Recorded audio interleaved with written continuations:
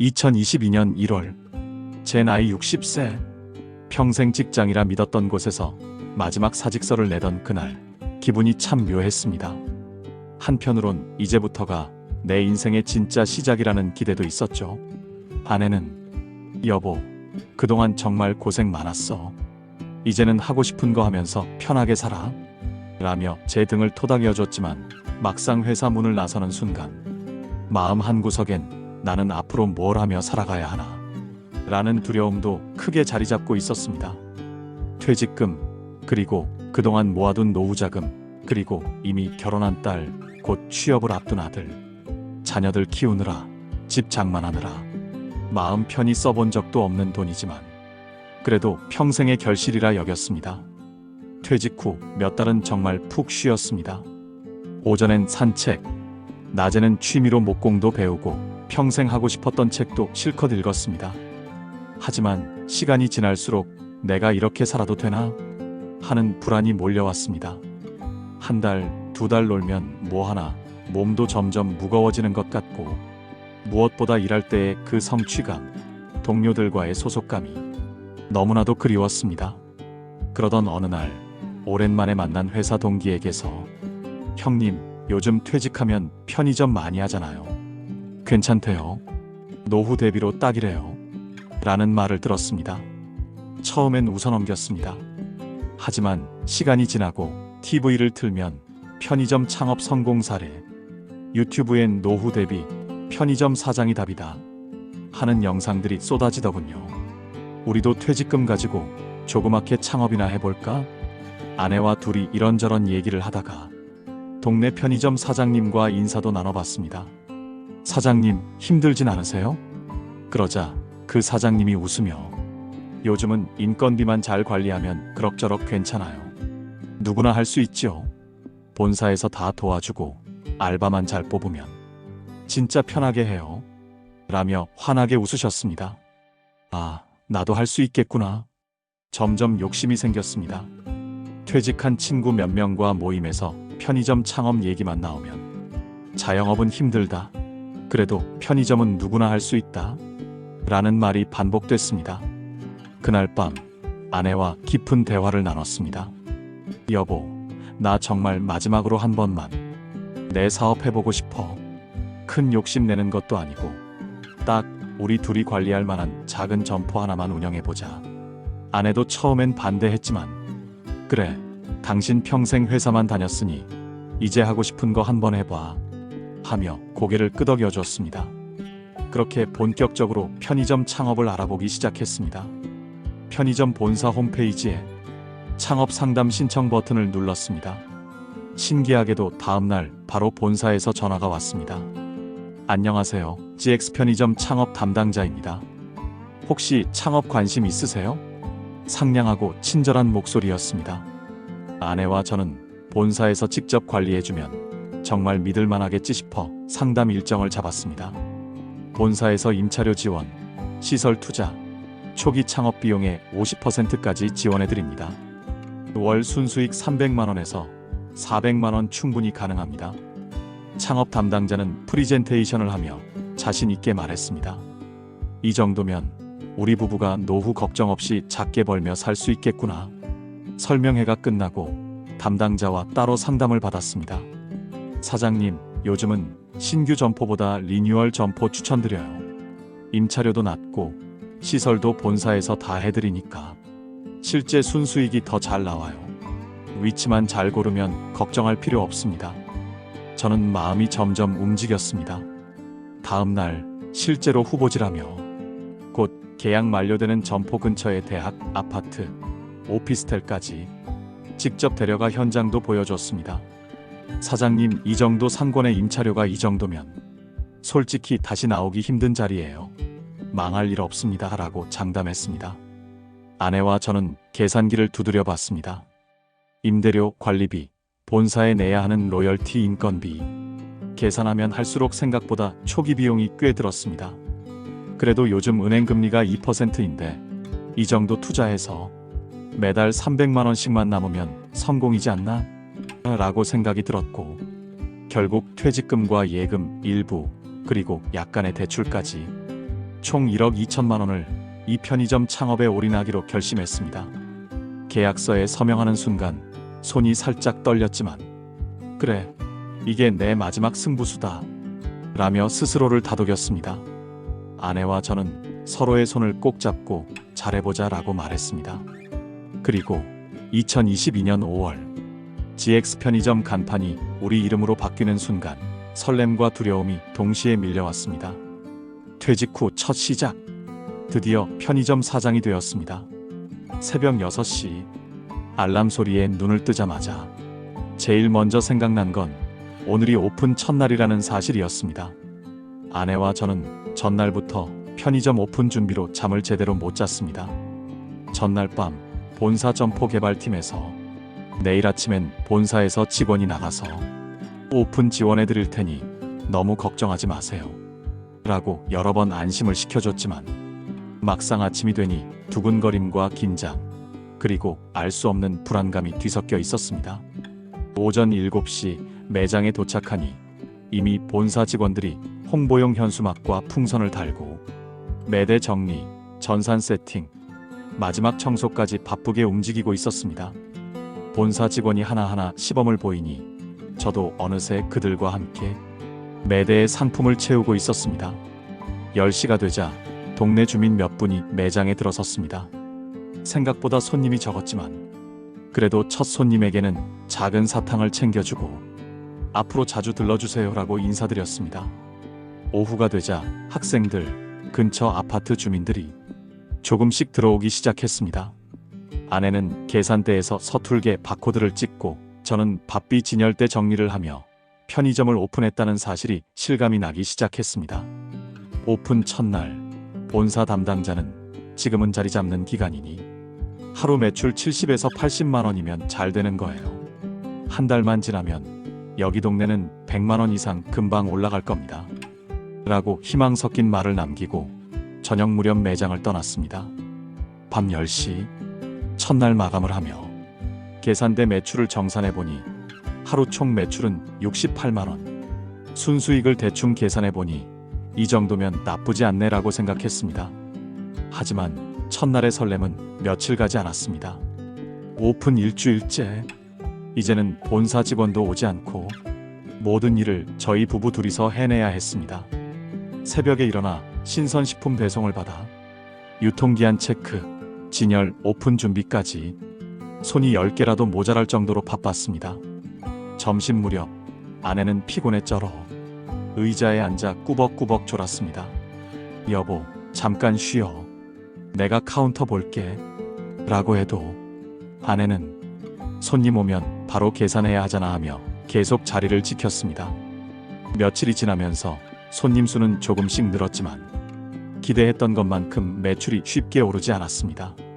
저녁 7시 인근에 있는 대형마트에서 장보고 오던 주민들이 저희 편의점에 들러 간단한 음료, 과자만 한두 개 사가는 경우가 대부분이었습니다. 본사 직원이 이 동네는 학생들이 많으니 도시락, 즉석식품이 잘 팔릴 거예요 라고 조언해줬지만 실제로는 햄버거나 삼각김밥도 하루에 몇 개 안 나갔습니다. 심지어 유통기한이 임박하면 본사에서 일부를 회수해 간다고 했지만 실제로는 사장님, 그런 건 본사 방침이 바뀌어서 직접 폐기 처리하셔야 해요 라는 말을 듣고 아내와 저는 먹지도 못하는 도시락을 울며 겨자 먹기로 쓰레기통에 버릴 수밖에 없었습니다. 그렇게 한 달이 흘렀습니다. 첫 달 마감, 총 매출은 1,900만 원. 본사가 알려줬던 올해 3천만 원대 매출은 조금만 있으면 금방 도달한다는 말이 허무하게 느껴졌습니다. 임대료, 관리비, 전기 수도요금, 본사 로열티, 카드 수수료, 어쩌다 한 번씩 나오는 인건비까지 계산해보니 딱 110만 원이 남았습니다. 여보, 이거 맞는 거야? 우리 정말 잘못 선택한 건 아닐까? 아내가 걱정스럽게 물었지만 저는 처음에는 다 그런 거래. 이제 손님만 늘면 돼. 라며 스스로를 위로했습니다. 하지만 둘이서 새벽부터 밤 12시까지 하루 18시간 가까이 거의 쉴 틈도 없이 일했는데 순수익은 월 150만 원 남짓. 이게 진짜 맞는 건가 싶었습니다. 그 와중에 본사 점포 개발팀에서 사장님, 요즘 신도시 쪽에 새로운 점포가 오픈해요. 혹시 알바 인력 필요하시면 지원해 드릴게요. 라며 연락이 왔습니다. 저희는 우리 상권 뺏기는 거 아냐? 걱정도 됐지만 본사는 경쟁이 있어야 더 발전하는 거죠. 인근에 점포 하나 더 생긴다고 매출 크게 안 떨어집니다. 라고 했습니다. 하지만 몇 달 뒤 인근에 제로마트가 새로 오픈했습니다. 사람들이 마트로 몰리면서 편의점 손님이 눈에 띄게 줄기 시작했습니다. 둘이서 잠도 못 자고 쉴 틈 없이 일했지만 수입은 월에 150에서 250만 원 정도로 임대료와 생활비도 못 채울 지경이었습니다. 한밤중 아내와 둘이 조용히 매장 앞 벤치에 앉아 캔 맥주를 나눠 마시며 우리 정말 이대로 괜찮은 걸까? 아무도 대답할 수 없는 막막함과 후회가 조용히 우리 부부를 감쌌습니다. 적응이 되면 아내가 편의점을 보고 저는 알바를 해야 하나라며 고민했습니다. 편의점 오픈한 지 3달째, 이제는 본사 직원도 한 번씩 점검만 오고 모든 게 우리 부부의 몫이었다. 아침 6시에 문을 열고 밤 12시에 닫는 스케줄 하루에 18시간, 아내와 나는 돌아가며 매장에 붙어 있어야 했다. 처음에는 알바를 써보자고 생각했지만 매출이 너무 적어서 인건비조차 감당이 안 됐다. 둘이서 일하면 그나마 150에서 250만 원 정도라도 남기니까 하루라도 알바를 쓰면 남는 게 없었다. 야간 알바를 써서 24시간으로 돌려볼까 생각했지만 야간엔 손님이 거의 없고 적자될 게 뻔하여 야간에는 운영하지 않았다. 가끔은 잠이 쏟아져서 계산대에 앉아 깜빡 졸기도 했다. 도시락 유통기한을 놓쳐서 새벽에 일어나 눈을 비비며 급하게 폐기 처분하기도 했다. 가장 괴로운 건 유통기한이 임박한 상품들을 본사 직원이 수거한다고 했지만 약속은 지켜지지 않았고 막상 본사에서 매장에 방문하는 날이 오면 정책이 바뀌어서 점주님이 직접 폐기하셔야 해요 라는 말뿐이었다. 아내와 나는 먹지도 못하는 김밥과 샌드위치를 매번 쓰레기 봉투에 버려야 했다. 때로는 이걸로만 한 달에 20만 원은 날리는 거 아냐? 하는 생각이 들었다. 그래도 가끔씩 학생들이 몰려올 때는 잠시나마 매장에 활기가 돌았다. 애들이 왁자지껄 웃으며 가게를 채워줄 때면 괜히 기분이 좋아졌다. 하지만 본사의 마케팅은 항상 우리를 더 힘들게 했다. 사장님, 이번 주는 1+1 행사 꼭 진열하셔야 해요. 행사 제품 발주 꼭 많이 넣으세요. 이번 달엔 신상품 시식 행사도 부탁드립니다. 본사 담당자는 이번 행사 놓치면 손해보는 겁니다. 점포 분위기도 살아나고 매출도 오릅니다. 하지만 실제로는 1+1, 2+1 행사 상품은 팔리지 않으면 전부 점주 부담이었다. 행사 끝나면 사장님, 이건 반품 안 됩니다. 직접 폐기 처리하셔야 해요 라고 말할 뿐이었다. 아내와 나는 팔리지 않은 아이스크림, 음료, 컵라면 박스를 매장 뒷방에 쌓아두고 한숨만 내쉬었다. 어느새 매장 곳곳에 행사 끝난 재고들이 작은 산처럼 쌓여만 갔다. 그러는 사이 동네엔 대형마트, 다른 브랜드 편의점이 더 들어왔다. 하루는 점포 개발팀에서 연락이 왔다. 사장님, GX 편의점이 바로 골목 건너 오픈한대요. 상권이 넓으니까 영향 없을 겁니다. 하지만 실제로는 손님이 눈에 띄게 줄었다. 저녁 8시, 아내가 계산대 앞에 멍하니 앉아 있었다. 여보, 오늘 저녁엔 왜 이렇게 한산하지? 다른 집에 사람 몰린 것 같아. 둘이서 말없이 매장 CCTV 화면을 바라보며 밤을 보냈다. 한 달에 한 번 본사에서 정산서를 메일로 보내준다.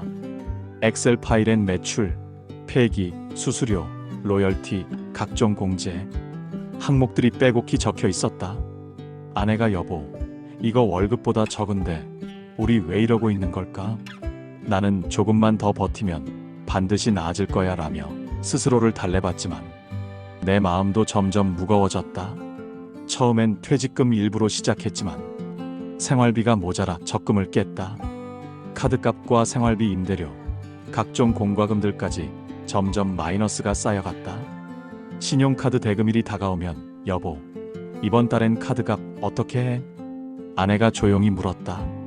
나는 잠깐 마이너스 썼으니까 다음 달엔 괜찮아질 거야. 말을 했지만 불안은 커져만 갔다.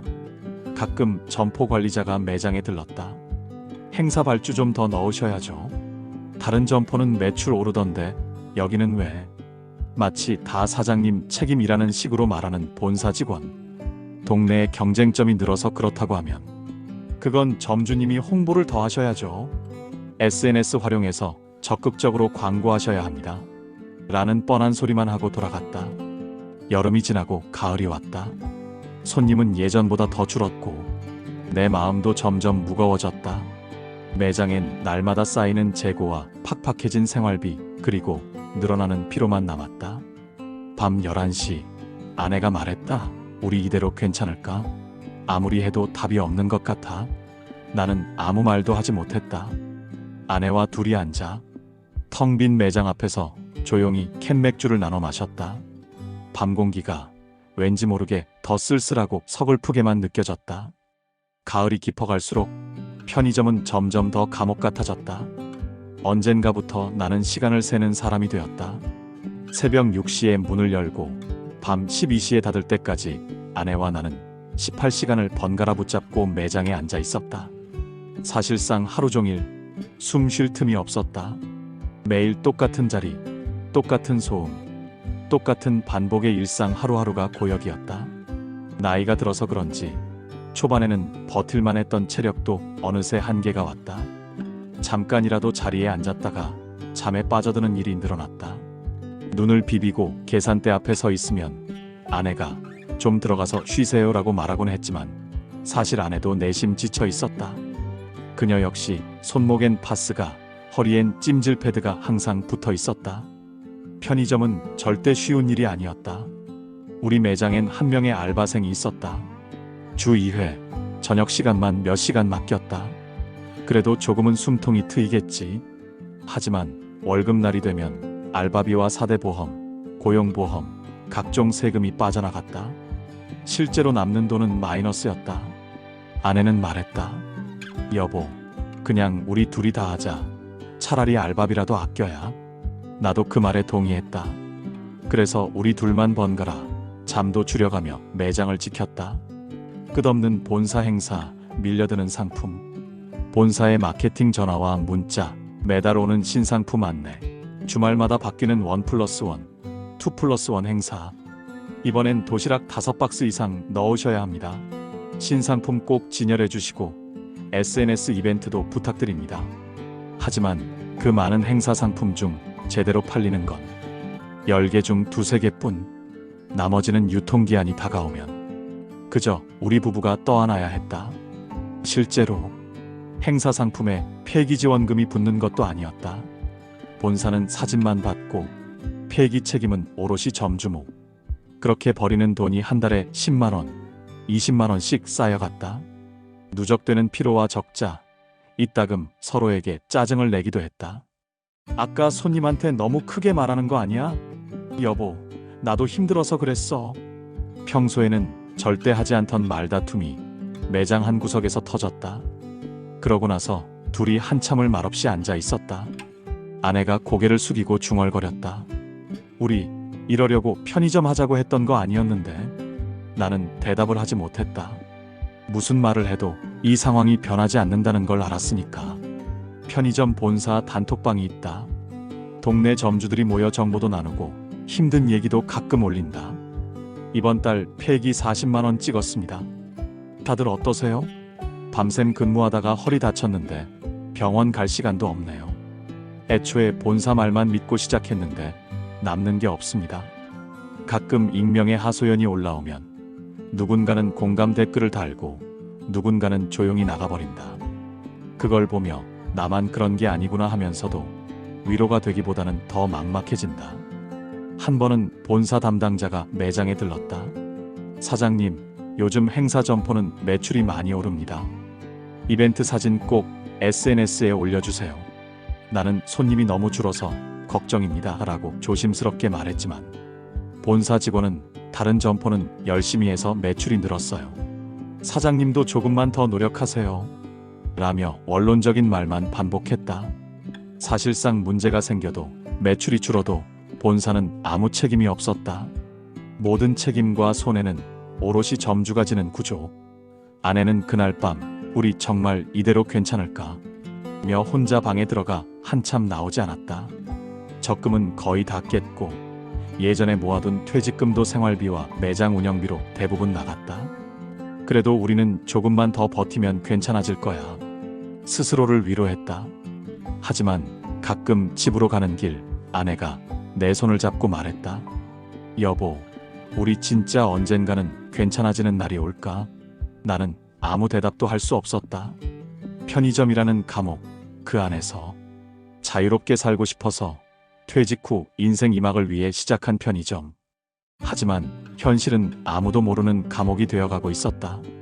밤 12시 오늘 하루를 마감하며 둘이 텅 빈 매장에 앉아 조용히 맥주캔을 나눴다. 편의점 간판 불빛만이, 가끔 지나가는 행인만이 이 긴 밤을 함께 해줄 뿐이었다. 편의점 운영이 점점 고통이 되어가는 와중에도 우리는 매일 아침 어김없이 셔터를 올렸다. 이렇게 버텨서 뭐가 남을까? 지금 그만둔다고 해서 뭐가 바뀔까? 이런 생각이 머릿속을 맴돌았다. 편의점 계약은 생각보다 훨씬 무거웠다. 처음 점포를 열 때 본사와 5년짜리 계약서를 썼다. 5년간 운영을 보장해야 하고 중간에 폐업을 하면 위약금이 발생한다. 이 위약금은 본사가 주장하는 예상 매출, 손실보상금 등 점주가 아무리 힘들어도 계약 만료 전엔 본사 허락 없이 폐업 자체가 쉽지 않다. 요즘 코로나도 끝나고 다들 매출 오른다는데 왜 우리만 이럴까요? 아내는 한숨을 쉬며 계산서를 쳐다봤다. 나는 가만히 휴대폰 계산기를 두드렸다. 임대료, 전기가스 수도, 카드 수수료, 본사 로열티, 매달 들어가는 행사 상품 비용까지 한 달 수입에서 이 모든 걸 빼고 나면 손에 남는 돈은 거의 없었다. 사실상 우리는 무료로 본사 대리점 사장 노릇만 하는 셈이었다. 가장 무서운 건 바로 위약금이었다. 폐업을 하려면 자녀 계약 기간에 따라 수백만 원, 점포 상황에 따라선 1,000만 원 넘는 위약금을 본사에 내야 한다. 그뿐만이 아니다. 기존에 받았던 인테리어 지원금, 오픈 지원금 등 본사에서 준 모든 혜택을 원금 그대로 혹은 감가상각 처리로 돌려줘야 한다. 점주 단톡방에서는 폐업 위약금 때문에 결국 끝까지 버틴다. 마이너스 찍어도 계약 만료까지 울며 겨자 먹기 라는 하소연이 끊이지 않았다. 실제로 내가 아는 이웃 점주는 폐업 결심까지 1년을 더 버티다가 마지막 달엔 빚만 더 늘어서 문을 닫았다고 했다. 아내가 물었다. 여보, 우리도 계약 끝날 때까지만 참을까? 나는 그 말에 대답을 못했다. 휴식 없는 하루, 그리고 병원비. 가장 괴로운 건 쉴 틈이 없는 생활이었다. 한 달에 한두 번, 진짜 몸이 망가진 날에도 누군가는 매장을 지켜야 했다. 손님 없는 시간엔 계산대에 엎드려 잠깐 눈을 붙였다가 알람 소리에 다시 벌떡 일어나야 했다. 아내는 어느 날부터 손목이 시리다고 했다. 계속 계산만 하다 보니 손가락이 굳는 것 같아. 그 말에 나는 병원에 가보자고 했지만 아내는 고개를 저었다. 병원비도 아까워. 이참에 다 그만두고 싶어. 점점 무너지는 마음. 사실 편의점을 시작할 때만 해도 최소한 본전은 하겠지. 내 집처럼 성실히 하면 뭐라도 남겠지. 하는 희망이 있었다. 하지만 현실은 달랐다. 본사에선 점주님, 더 노력하세요. 다른 점포들은 다 매출이 좋아요. 이런 말만 반복했다. 아내는 밤마다 불면증에 시달렸고 나는 종종 그냥 도망치고 싶다는 생각을 했다. 예전엔 노후를 생각하면 여유, 여행, 손자 돌보기 이런 행복한 그림이 떠올랐다. 하지만 현실은 내일은 조금 더 팔릴까? 이번 달엔 손해를 좀 덜 볼까? 이런 소소한 기대와 걱정만 남았다. 은행 통장은 점점 바닥을 드러냈고 작은 적금마저 해약해서 운영비에 보탰다. 하루 종일 매장에 붙어 있으니 서로 말할 힘도 정서도 웃음도 점점 사라졌다. 가끔 아내가 우리 진짜 이게 사는 거야? 라며 힘없이 묻곤 했다. 나는 대답 대신 계산대만 멍하니 바라보았다. 편의점 유리문을 닫고 불을 끌 때면 내일은 좀 나아질까 하는 생각이 들었다. 하지만 그 희망조차 이제는 점점 희미해져 갔다. 아내는 어느새 잠든 나를 흔들어 깨웠다. 여보, 일어나. 이제 집에 가자. 조용한 밤거리, 두 사람의 그림자만 길게 늘어졌다. 편의점이라는 이름의 족쇄는 오늘도 우리를 놓아주지 않았다. 3년째 아내와 나는 하루하루 버티는 것 외엔 할 수 있는 일이 없었다. 매출은 늘 비슷했고 재고는 점점 쌓여만 갔다. 특히 명절이 지나거나 기온이 확 떨어지면 도시락, 삼각김밥, 유제품 등 신선식품은 유통기한을 못 버티고 고스란히 폐기 처분이었다. 본사 직원은 행사 많이 하면 매출도 오릅니다. 라고 말하지만 결국 폐기 상품은 점주 몫이었다. 한 번은 이웃 점주가 본사에서 행사 상품 반강제로 넘기고 못 팔면 내가 다 떠안으라는 식이야. 라며 한숨을 쉬었다. 실제로 우리도 행사 제품 때문에 이번 달 폐기만 60만 원어치 손해를 본 적이 있었다. 아내의 손목 통증은 점점 심해졌다. 밤샘 근무가 반복되니 아내는 어깨도 결리고 허리까지 굽었다. 나는 무릎이 시큰거려 가끔씩 지팡이를 짚기도 했다. 여보, 나 진짜 이제 힘들어. 아내가 가만히 말하곤 했다. 하지만 조금만, 진짜 조금만 더 버티자. 나는 매번 똑같은 말로 아내를 달랬다. 친구도 이웃도 멀어진다. 처음엔 동네 친구들이 형, 편의점 한다며? 대단하다. 축하도 해주고 커피도 사주고 갔다. 하지만 점점 아무도 찾아오지 않았다. 밤마다 혼자 계산대에 앉아 휴대폰을 만지작거리는 일이 익숙해졌다. 집으로 돌아가도 가끔 TV를 틀고 말 한마디 없이 각자 누웠다. 우리 인생이 언제 이렇게까지 고립됐지? 문득 전 직장 다닐 때 술 한 잔에 쌓였던 스트레스도 지금 생각하면 그래도 사람 냄새 나던 시절이었다. 본사의 갑질, 그리고 고객의 컴플레인. 본사에서 매출이 저조하다며 매주 상담을 오겠다고 했다. 신제품 행사 더 하세요. 서비스 교육 더 하세요. 청결 점검도 필요합니다. 반복되는 지적과 압박에 아내는 자신감을 잃어갔다.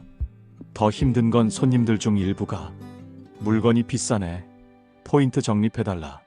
이벤트 안 한다고 뭐라 한다. 끊임없이 컴플레인을 거는 일이었다. 어느 날은 진상 손님 때문에 새벽 2시에 경찰이 오는 소동까지 있었다. 이게 정말 사람이 할 일인가? 아내는 눈을 감고 한숨을 쉬었다. 달이 바뀌고 본사에서 로열티와 행사 상품가, 임대료가 한꺼번에 빠져나가면 은행 잔고는 또 한 번 바닥을 드러냈다. 아내가 조용히 통장 잔고를 보여주었다. 여보, 우리 이러다 다 털리는 거 아니야? 나는 대답 대신 두 손으로 얼굴을 감쌌다. 이렇게 어제와 똑같은 내일만 반복되는 삶이 계속될 것 같았다. 카드값, 대출이자, 통장은 매번 마이너스. 아내와 나는 이달엔 조금이라도 플러스가 날까? 기대하면서 전달보다 덜 먹고 덜 쉬고 행사도 더 적극적으로 했지만 결국 또 잔고는 마이너스였다. 쌓여가는 카드값, 매달 빠져나가는 대출이자, 편의점 운영 전엔 한 번도 해본 적 없는 비톡촉 문자까지 휴대폰에 쉴 틈 없이 쏟아졌다. 이렇게 해서 언제까지 버틸 수 있을까? 나는 장부를 뒤적이며 한숨을 쉬었다. 아내와의 갈등, 그리고 무너지는 가족. 하루는 아내가 갑자기 소리를 질렀다. 당신 처음에 이거 하면 우리 둘 다 행복해질 거라고 했잖아. 나는 내가 잘못한 건가? 진짜 내가 우리 인생을 망친 건가? 혼자 방에 틀어박혀 머리를 감싸쥐었다. 예전에는 작은 일에도 서로를 토닥이고 어떤 어려움도 함께 이겨내자고 힘을 줬던 부부였다. 하지만 지금은 조그만 실수, 사소한 말에도 싸움이 이어졌다. 서로를 원망하기 시작하면 밤이 새도록 마음의 골이 깊어졌다. 아들과의 거리, 멀어지는 가족. 이제는 누구에게도 기대지 못하는 고립감만 커져갔다. 포기하고 싶어지는 순간 하루는 아내가 여보, 우리 그만둘까? 라고 조용히 말했다. 나는 입을 열지 못했다. 폐업을 하면 본사에 위약금도 내야 하고 계약 기간도 남아있다. 당장 접으면 손해만 더 커지는 구조였다. 아내는 우리 이렇게 살다가 정말 병이라도 나면 아무것도 남는 게 없겠네 하고 울먹였다. 그날 밤 나는 혼자 점포 불을 다 끄고 조용히 카운터에 앉았다. 여기까지인가? 그동안 해온 노력이 한순간에 무너지는 기분. 집으로 돌아와 불 꺼진 거실에 앉아 손에 쥔 것은 공허함 뿐이었다. 며칠을 고민하다 결국 나는 아내와 함께 편의점 본사에 폐업 상담을 요청했다. 본사 담당자는 별일 아니라는 듯 요즘 다들 힘드세요. 위약금은 3,500만 원 정도 예상하셔야 합니다. 계약 끝나기 전이면 이익금 포기각서, 위약금 내셔야 해요. 라고 말할 뿐이었다. 폐업 사유를 적으라는 칸에 나는 운영난, 건강 악화, 경제적 한계, 세 글자를 쓰고 말없이 서류를 내려놓았다. 돌아오는 길, 아내는 창밖만 멍하니 바라봤다. 그래도 우리 이 정도까진 아니었는데. 주변 점주들의 폐업과 몰락, 동네에 나가보면 1년 새로 들어온 편의점 간판이 또 바뀌고 있었다. 전에는 서로 도우며 음료도 나눠주고 좋은 정보도 주고받던 점주들이 이제는 하나둘씩 폐업, 부도, 이혼, 건강 악화로 모두 자취를 감췄다. 한 친구 점주는 아프리카에 간다더라. 이혼하고 고향으로 내려간다더라.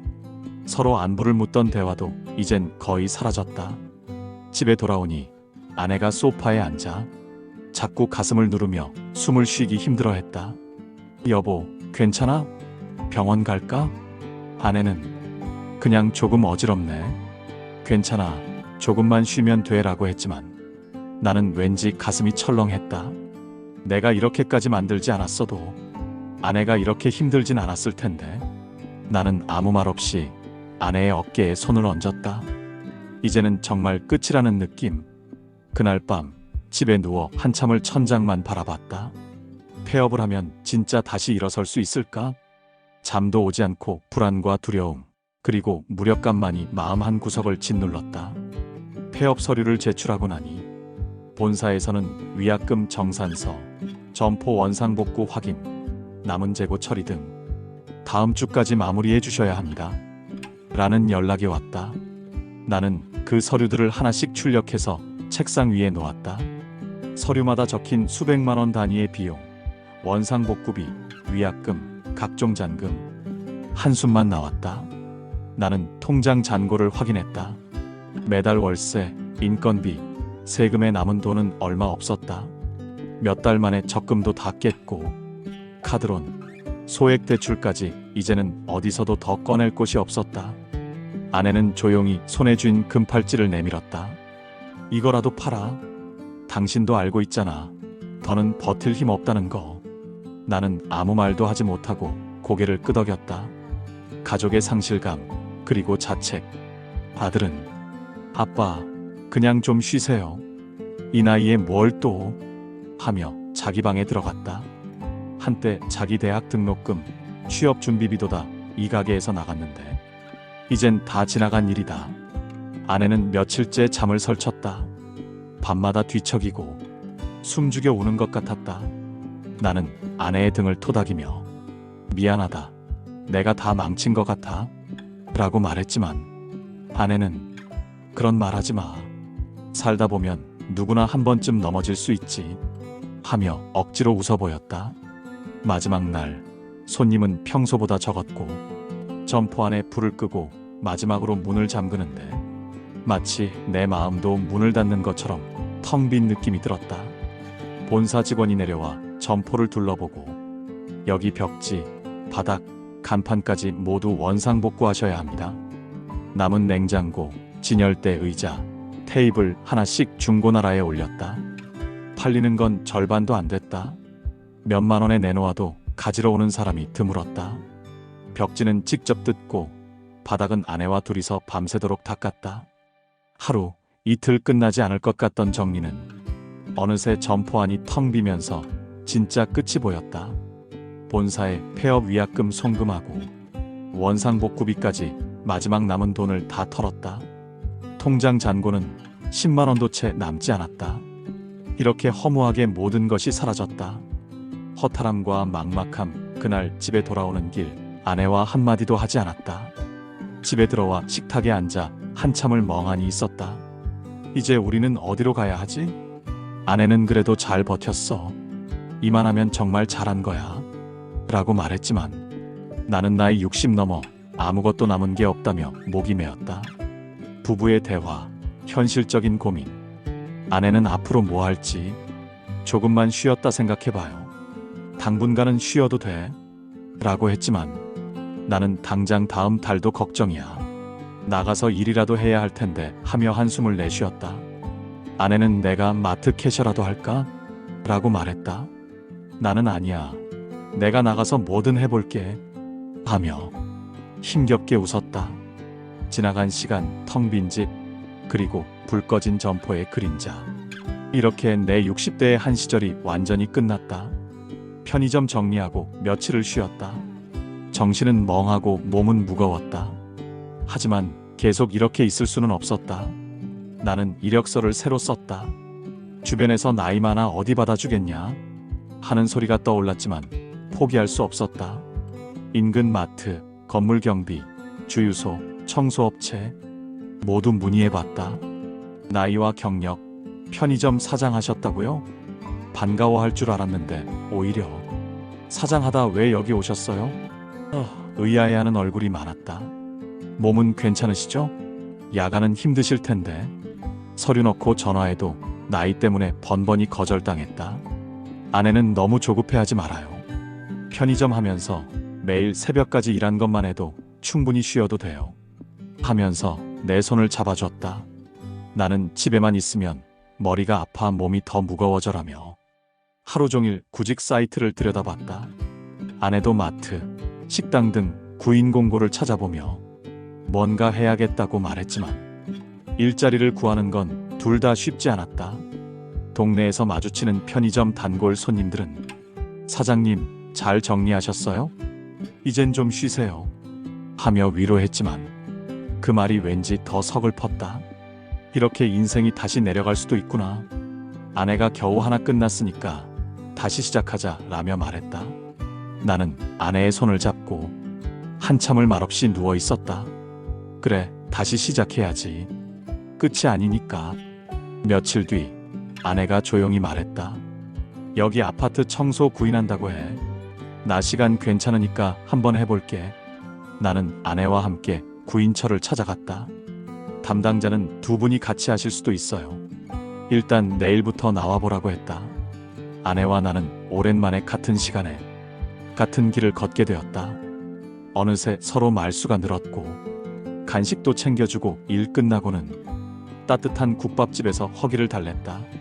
작아진 자존심, 그래도 살아간다. 아파트 청소, 쉬운 일은 아니었다.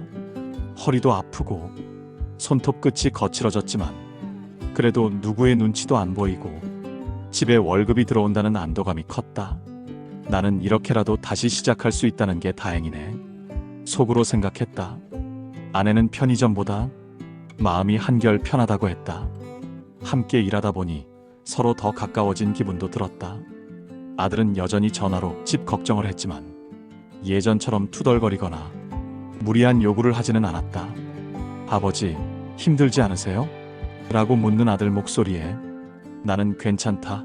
아직 일할 수 있어라고 씩 웃으며 대답했다. 아내와 나는 매일 아침 일찍 일어나 청소도 하고 가끔은 동네 공원도 걷는다. 퇴근하고 따뜻한 밥을 나누며 서로를 위로한다.